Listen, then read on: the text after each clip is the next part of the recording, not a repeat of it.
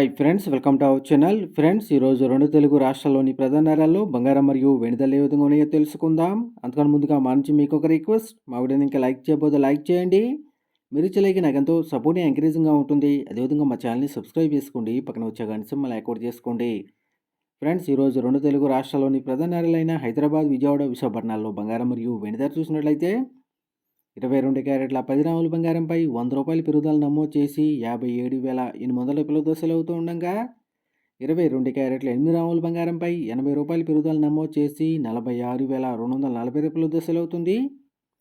అలాగే 24 క్యారెట్ల స్వచ్ఛమైన 10 గ్రాముల బంగారంపై ₹110 పెరుగుదల నమోదు చేసి 63,050 దశలు అవుతూ ఉండగా, 24 క్యారెట్ల 8 గ్రాముల బంగారంపై ₹88 పెరుగుదల నమోదు చేసి 50,440 దశలు అవుతుంది.